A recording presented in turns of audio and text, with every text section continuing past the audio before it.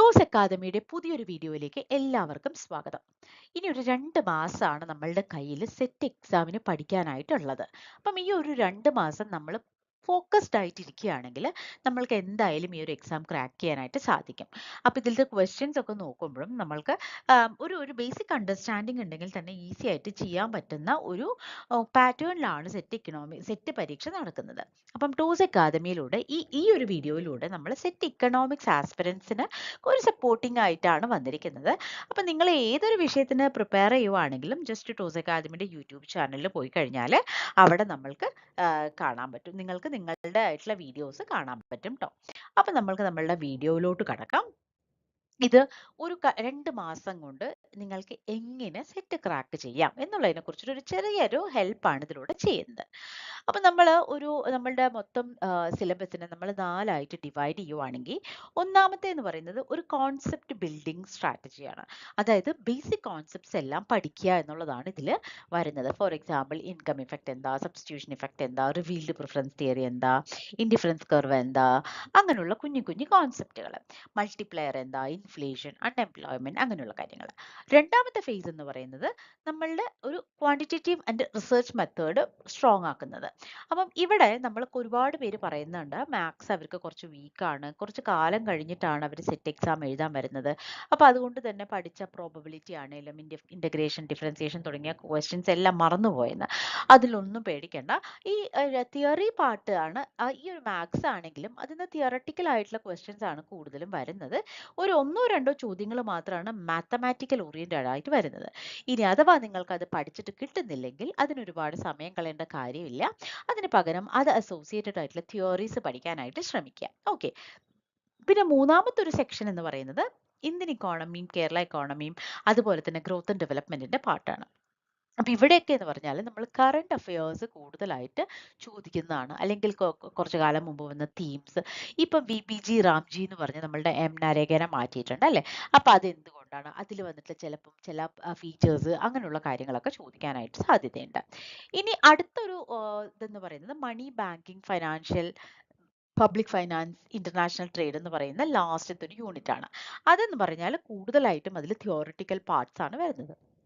അപ്പൊ അത് നമ്മളൊന്ന് നന്നായിട്ടൊന്ന് നോക്കി വെക്കണം. പിന്നെ നമ്മൾക്ക് ലാസ്റ്റത്തെ ഒരു സ്ട്രാറ്റജി എന്ന് പറയുന്നത് ഇത്രയും നോക്കി കഴിഞ്ഞാൽ നിങ്ങൾക്കൊരു റിവിഷനും ഒരു മോക്ക് ടെസ്റ്റും നിങ്ങൾക്ക് ചെയ്യാം. ഓക്കെ.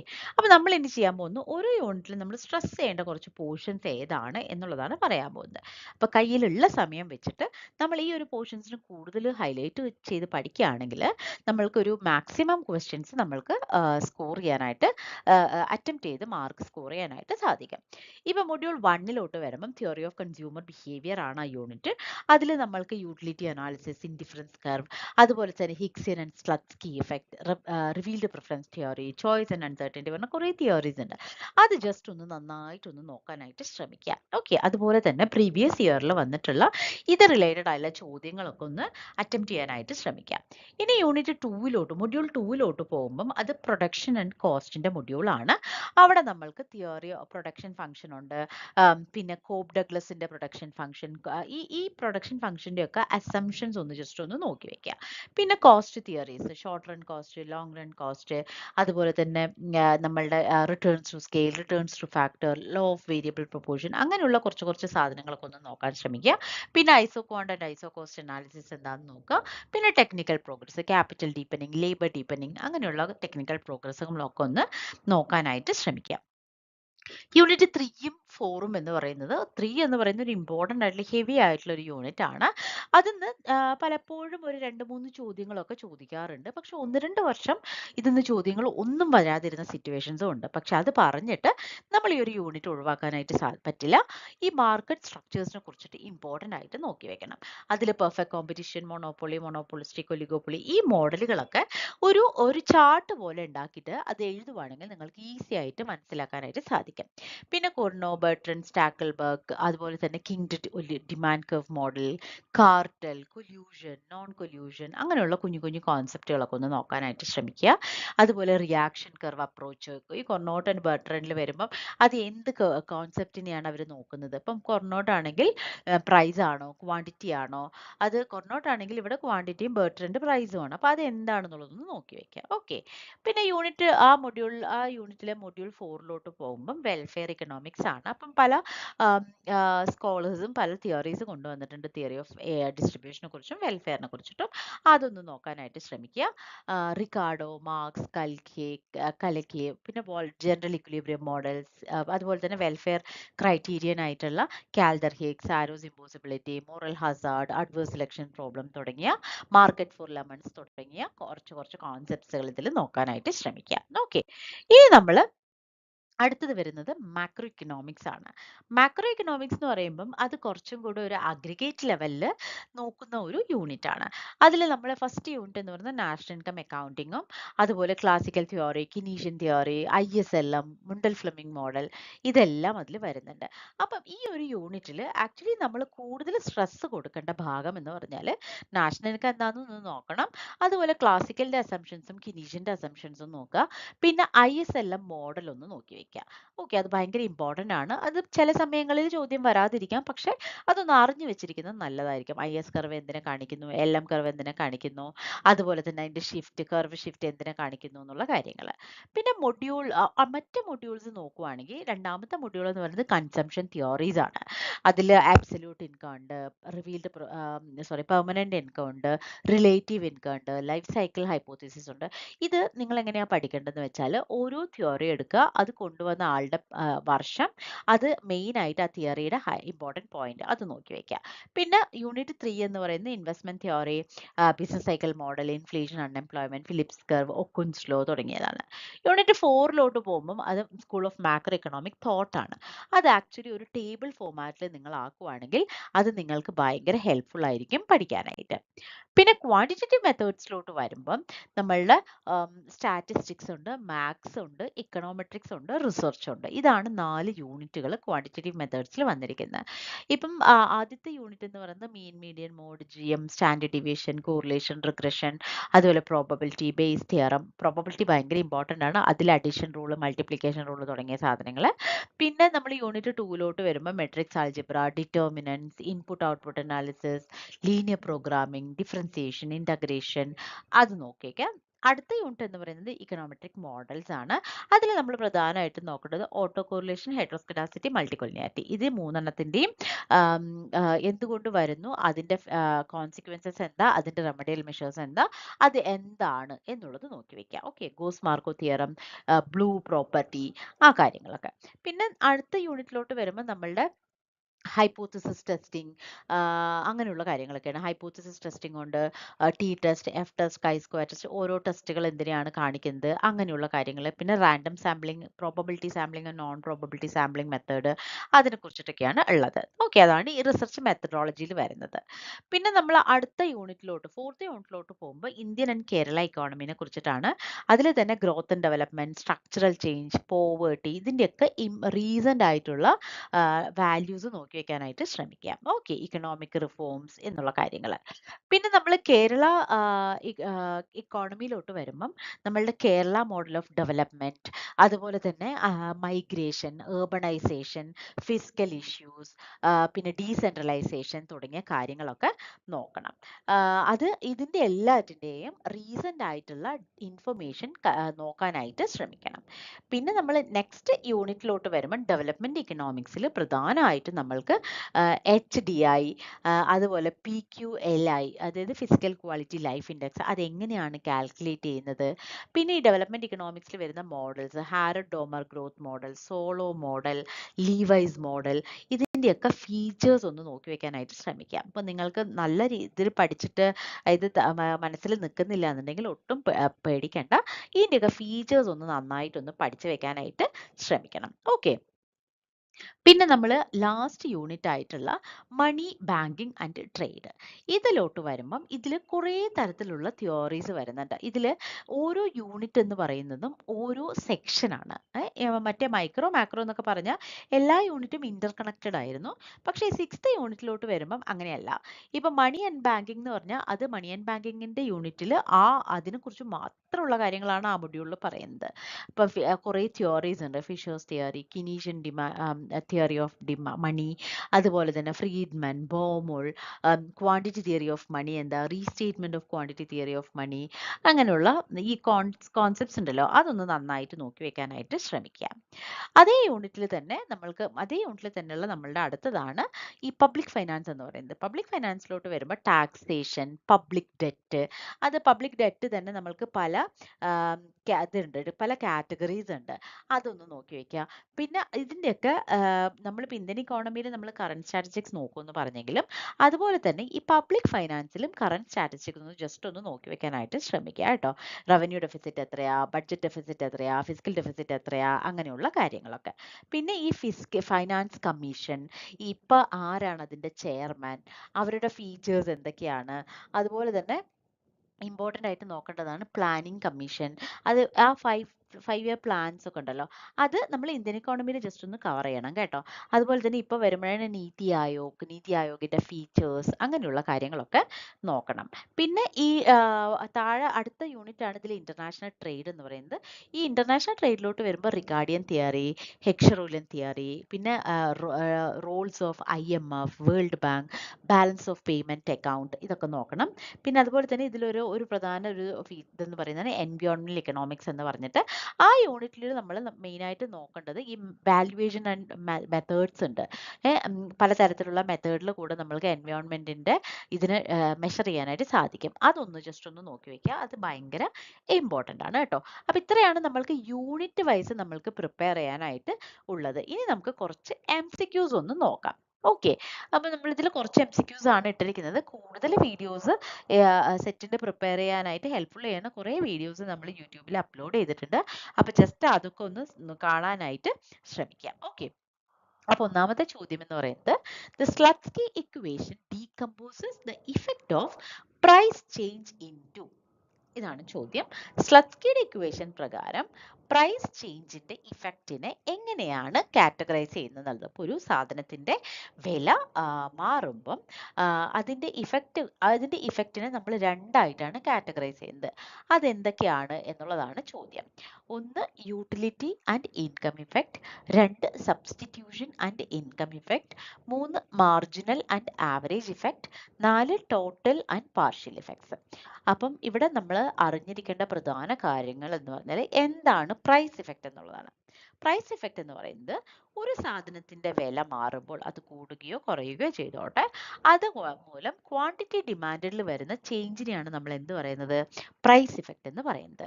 അപ്പം ഈ പ്രൈസ് ഇഫക്റ്റിന് ഇത് ക്വാണ്ടിറ്റി ഡിമാൻഡ് ചേഞ്ച് ചെയ്യുന്നതിന് രണ്ട് കാരണങ്ങളാണ് ഉള്ളത്. ഒരു സാധനത്തിന്റെ വില ഇപ്പോൾ നമ്മൾ കുറയുക എന്ന് ഉദ്ദേശിക്കുകയാണെങ്കിൽ, എക്സാമ്പിൾ ആയിട്ട് എടുക്കുകയാണെങ്കിൽ, വില കുറയുമ്പോൾ എന്ത് സംഭവിക്കുന്നു? ആൾക്കാരുടെ കയ്യിലുള്ള റിയൽ ഇൻകം വർദ്ധിക്കുന്നു അല്ലേ? നമ്മളുടെ മണി ഇൻകം മാറുന്നില്ല, ആൾക്കാരുടെ കയ്യിലുള്ള റിയൽ ഇൻകത്തിൽ എന്ത് വരുന്നു? വർധനവ് വരുന്നു. അതുകൊണ്ട് തന്നെ ആൾക്കാർക്ക് എന്ത് പറ്റും? They can able to buy more. അപ്പൊ അങ്ങനെ എന്ത് പറ്റും? റിയൽ ഇൻകത്തിന്റെ വർധനവ് കാരണം സാധനം നമ്മൾക്ക് കൂടുതലായിട്ട് മേടിക്കാൻ പറ്റും. അതല്ലാതെ വേറെന്ത് സംഭവിക്കും? നമ്മൾ സാധനത്തിന്റെ വില കുറയുന്ന സമയത്ത് ആൾക്കാർ എന്ത് ചെയ്യും? മറ്റ് പ്രോഡക്റ്റ് മേടിക്കുന്നതിൽ നിന്നും ഇതിലോട്ട് സ്വിച്ച് ചെയ്യും. അങ്ങനെ വരുമ്പോഴും എന്ത് സംഭവിക്കും? ക്വാണ്ടിറ്റി ഡിമാൻഡ് കൂടും. അപ്പം സ്ലട്സ്കി എഫക്റ്റ് പ്രകാരം പ്രൈസ് ചേഞ്ചിനെ നമ്മൾ ഡിവൈഡ് ചെയ്യുന്നത് substitution effect and income effect ആണ്. സബ്സ്റ്റിറ്റ്യൂഷൻ ഇഫക്റ്റ് എന്ന് പറഞ്ഞാൽ എന്താണ്? സാധനത്തിന്റെ വില കുറയുമ്പോൾ കൺസ്യൂമേഴ്സ് എന്ത് ചെയ്യും? മറ്റ് പ്രോഡക്ട്സിൽ നിന്നും ആ വില കുറഞ്ഞ സാധനത്തിലോട്ട് അവർ സ്വിച്ച് ചെയ്യുന്നു. ഇൻകം ഇഫക്റ്റ് എന്ന് പറയുന്നത് എന്താണ്? സാധനത്തിന്റെ വില കുറയുമ്പോൾ റിയൽ ഇൻകം കൂടുന്നു, അഥവാ പർച്ചേസിംഗ് പവർ കൂടുന്നു. അതുകൊണ്ട് തന്നെ അവർക്ക് കൂടുതലായിട്ട് മേടിക്കാനായിട്ട് സാധിക്കുന്നു. ഓക്കെ, ഇനി രണ്ടാമത്തെ ചോദ്യം. Which demand function allows substitution between goods to remain constant? അപ്പം ഏത് ഡിമാൻഡ് ഫംഗ്ഷൻ ആണ് substitution between goods to remain constant ആയിട്ട് കാണിക്കുന്നത്? കോപ്പ് ഡഗ്ലസ് ഉണ്ട്, CES ഉണ്ട്, LES ഉണ്ട് ആൻഡ് VES ഉണ്ട്. LES എന്ന് പറയുന്നത് linear expenditure system, CES constant elasticity of substitution, VES എന്ന് പറയുന്നത് വേരിയബിൾ ഇലാസ്റ്റിസിറ്റി ഓഫ് സബ്സ്റ്റിറ്റ്യൂഷൻ. അപ്പൊ ഇതിൽ ഏതിനെയാണ് ഇത് കാണിക്കുന്നത് എന്നുള്ളതാണ് നമ്മളുടെ ചോദ്യം. അപ്പം നമ്മൾ ഇവിടെ നമ്മൾ നോക്കേണ്ടത് ഓരോ പ്രൊഡക്ഷൻ ഫംഗ്ഷന്റെയും നമ്മൾ എന്ത് കണ്ടുപിടിക്കണം, എന്താണ്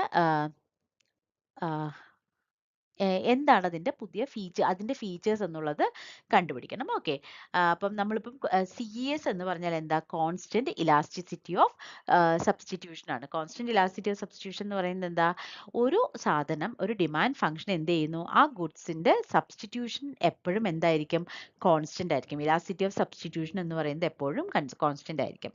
അതായത് it assumes that the elasticity of substitution between two input remain constant at all level of production or consumption. ഏതൊരു ലെവൽ ഓഫ് പ്രൊഡക്ഷൻ എടുത്താലും അതിന്റെ ആ പ്രൊഡക്ഷൻ ഇലാസ്റ്റിസിറ്റി എന്ന് പറയുന്നത് എന്തായിരിക്കും, ഇൻപുട്ടിന്റെ ഇലാസ്റ്റിസിറ്റി എന്ന് പറയുന്നത്, ഇലാസ്റ്റിസിറ്റി ഓഫ് സബ്സ്റ്റിറ്റ്യൂഷൻ എന്ന് പറയുന്നത് എപ്പോഴും എന്തായിരിക്കും, കോൺസ്റ്റന്റ് ആയിരിക്കും.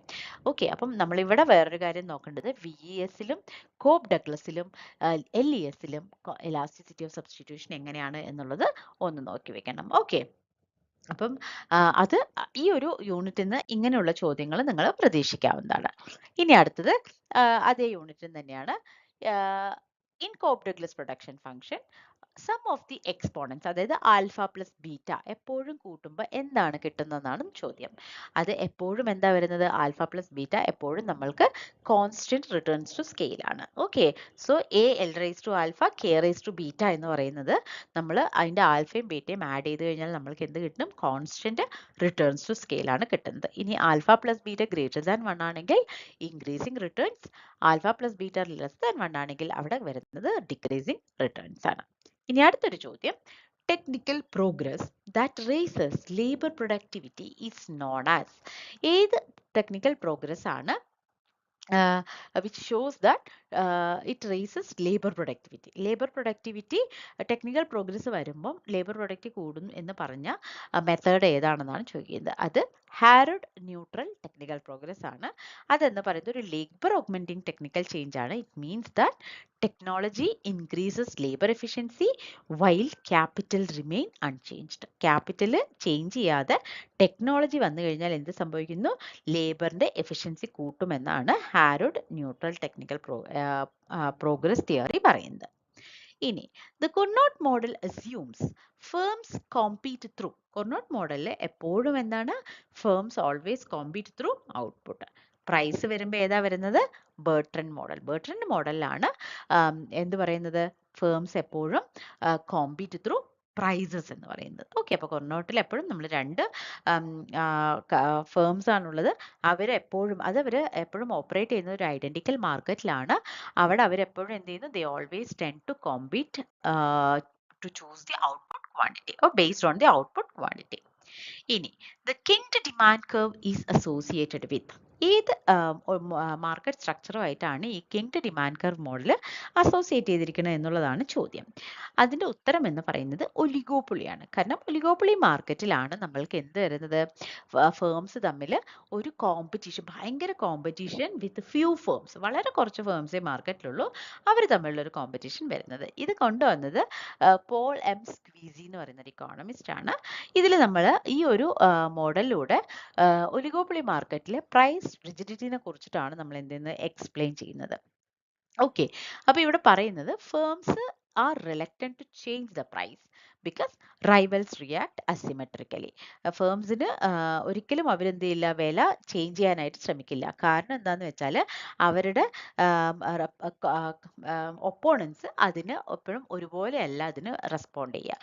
ഇപ്പൊ ഫേംസ് വില കൂട്ടാനായിട്ട് ശ്രമിച്ചാൽ എന്ത് സംഭവിക്കും, they don't change the price. അവരെന്ത് ചെയ്യും, അത് സ്റ്റിക്ക് ഓൺ ചെയ്യും പഴയ പ്രൈസിൽ തന്നെ. അപ്പം എല്ലാ കസ്റ്റമേഴ്സും ഇതിലോട്ട് പോകും. അവർ വില കുറയ്ക്കാനായിട്ട് ശ്രമിക്കും, എന്ത് സംഭവിക്കും, എല്ലാവരും കുറയ്ക്കും. അപ്പം എന്ത് പറ്റും, they don't get many customers. അതാണ് ഈ ഒരു കിങ്ഡ് ഒലിഗോപ്പൊളി മാർക്കറ്റിൽ പറയുന്നത്. ഓക്കെ. ഇനി അടുത്തത് ഇങ്ങനെ ഈ മാക്രോ എന്നൊക്കെ നമ്മൾക്ക് കൂടുതലായിട്ടും ഈ കോൺസെപ്റ്റ് അറിഞ്ഞു വെച്ചിരിക്കേണ്ട കുറേ ചോദ്യങ്ങൾ വരാറുണ്ട്. ഓക്കെ. അപ്പൊ നമ്മളിപ്പോ ഇവിടെ ആം, ആ, ഒരു മാച്ച് ദ ഫോളോയിങ് കൊടുത്തിട്ടുണ്ട്. ISLM, IS curve, LM curve, Mundell Fleming model, Phillips curve and Okun's law. അപ്പൊ ഇത് നമ്മൾ ഏതൊക്കെയാണെന്നുള്ളത് നമ്മളൊന്ന് മാച്ച് ചെയ്യണം. IS കർവ് എന്ന് പറയുന്നത് നമുക്കറിയാം, it shows the relationship between investment and savings that helps the interest rate and income to be in equilibrium at goods market. Okay.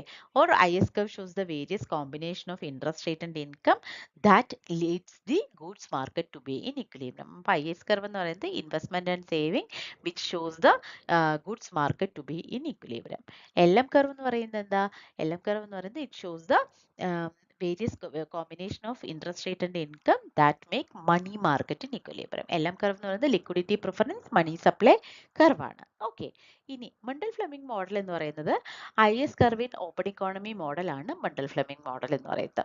Phillips curve എന്ന് പറയുന്നത് എന്താണ്? It shows the relationship between inflation and unemployment. അതുപോലെ ഒക്കോൺസ് law എന്ന് പറയുന്നത് ഔട്ട്പുട്ടും അൺഎംപ്ലോയ്മെന്റും തമ്മിലുള്ള ഒരു relation ആണ്. അപ്പൊ നമ്മൾ ഇതാണ് ഇത് നമ്മൾ ഇക്വേറ്റ് ചെയ്യുമ്പോൾ നമുക്ക് IS curve goods market, LM curve money market, Mundell Fleming model open economy model, Phillips curve inflation and unemployment trade-off, Okun's law output and unemployment trade-off. Okay. ഇതാണ് നമ്മളുടെ ആൻസർ എന്ന് പറയുന്നത്. ഇനി അടുത്തൊരു ചോദ്യം എന്ന് പറയുന്നത് അതും ഒരു മാച്ച് ദ ഫോളോയിങ് ആണ്. Tobin, Jorgenson, Clark and Keynes. അപ്പൊ ഇവരുടെ തിയറീസ് ഏതൊക്കെയാണെന്നാണ് നമ്മളുടെ ചോദ്യം. ടോബിൻ കൊണ്ടുവന്നതാണ് Tobin's q theory of investment. Jorgenson കൊണ്ടുവന്ന തിയറി ഏതാണ്? അതുപോലെ തന്നെ ക്ലാർക്ക് ഏതാണ്? കെയ്ൻസ് ഏതാണെന്നാണ് നമ്മളുടെ ചോദ്യം. അപ്പൊ കെയ്ൻസിൻ നമ്മൾ പറയുമ്പോൾ ഇപ്പൊ ഇൻ കേസ് നിങ്ങൾക്ക് ജോർജൻസൺ കിട്ടുന്നില്ലെങ്കിൽ നിങ്ങൾ ബാക്കിയുള്ളതെല്ലാം മാച്ച് ചെയ്യാനായിട്ട് ശ്രമിക്കുക. അപ്പൊ നമുക്ക് ഈസി ആയിട്ട് എന്ത് കിട്ടും? മറ്റ് തിയറി ഏതാന്ന് കിട്ടും. അപ്പൊ നമ്മൾക്ക് കെയ്ൻസും Tobin q theory of investment ആണെന്ന് അറിയാം. കെയ്ൻസ് കൊണ്ടുവന്നതാണ് മാർജിനൽ എഫിഷ്യൻസി ഓഫ് ക്യാപിറ്റൽ. അങ്ങനെയാണെങ്കിൽ ക്ലാർക്കിന്റെ തിയറി ഏതാണ്, അതുപോലെ തന്നെ ജോർജൻസൺ തിയറി ഏതാണെന്നുള്ളതും കൂടെ നമ്മൾ എന്ത് ചെയ്യണം? മനസ്സിലാക്കണം. അപ്പൊ ക്ലാർക്കിന്റെ തിയറി എന്ന് പറയുന്നത് നമ്മൾക്ക് സെക്കൻഡ് തിയറിയാണ്. അതുപോലെ തന്നെ ജോർജൻസന്റെ തിയറി എന്ന് പറയുന്നത് തേർഡ് വന്നിട്ടുള്ള തിയറിയാണ്. ഓക്കെ. അപ്പൊ ഈ ഒരു രീതിക്ക് നമ്മൾ നോക്കുകയാണെങ്കിൽ ഫസ്റ്റ് വൺ ടോബിൻസ് ക്യൂ റേഷ്യോ വരും, സെക്കൻഡ് വൺ വന്നത്. അതുപോലെ തന്നെ ജോർജൻസൺ വരുമ്പം യൂസർ കോസ്റ്റ് ഓഫ് ക്യാപിറ്റൽ ആണ്. അതുപോലെ ക്ലാർക്ക് കൊണ്ടുവന്നതാണ് ആക്സിലറേറ്റർ തിയറി. പിന്നെ നമ്മളുടെ കെയ്ൻസ് കൊണ്ടുവന്നതാണ് മാർജിനൽ എഫിഷ്യൻസി ഓഫ് ക്യാപിറ്റൽ. അപ്പം ഇതുപോലെ നമ്മൾ ഓരോ യൂണിറ്റിനും നമ്മൾ ഫോക്കസ്ഡ് ആയിട്ട് കുറച്ച് മൾട്ടിപ്പിൾ ചോയ്സ് ക്വസ്റ്റ്യൻസും കൂടെ പ്രീവിയസ് ഇയർ ക്വസ്റ്റ്യൻ പേപ്പറിൽ നിന്ന് ചെയ്യുവാണെങ്കിൽ നമ്മൾക്ക് ഈസി ആയിട്ട് ഈ ഒരു എക്സാം ക്രാക്ക് ചെയ്യാനായിട്ട് സാധിക്കും. അപ്പോൾ എല്ലാവർക്കും ഒരു നല്ലൊരു വിജയം ആശംസിക്കുന്നു. Thank you.